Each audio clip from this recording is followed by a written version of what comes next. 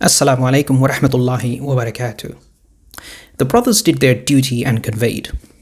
If I were to bring reasonable evidence which would satisfy some kind of probabilistic reasoning that the Prophet Muhammad, we believe is the final prophet, right? That he was a true prophet, would you be willing to become a Muslim? I wouldn't. Just to remind you, the question was, if I gave you evidence that would satisfy a certain level of probabilistic... No. So you wouldn't? No, because that isn't how I evaluate the situation. How would you evaluate it? So if he isn't after rational proofs, what's he looking for? Well, for me, the proof of faith is the attractiveness of its adherents. And that's something to think about, right? Well, are you a shining example of the Muslim faith? Well, and so for me, belief, for example, is often reflected not so much in proposition as it is in action. If I want to know what you believe, I could ask you, and hopefully you have some idea about what you believe, but I'd rather see what you do. Well, can I... So it's the good old, I'll judge a religion not by what it teaches, but what its followers do.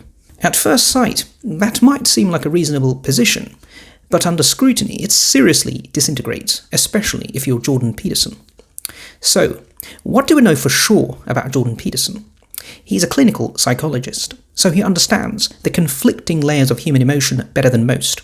So even from his own secular paradigm, he knows full well that mankind is not a perfect creature. One moment, man craves bestial pleasure, the next, a higher purpose.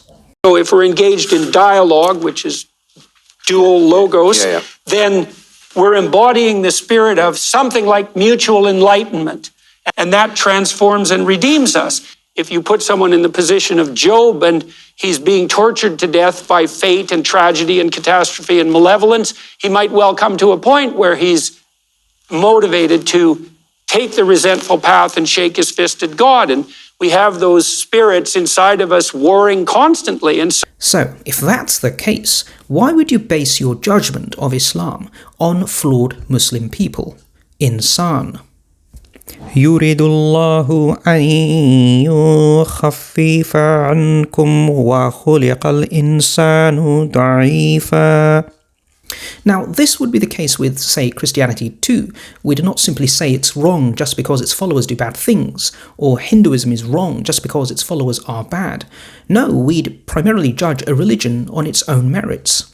Why? Because religion is supposed to be from a perfect creator.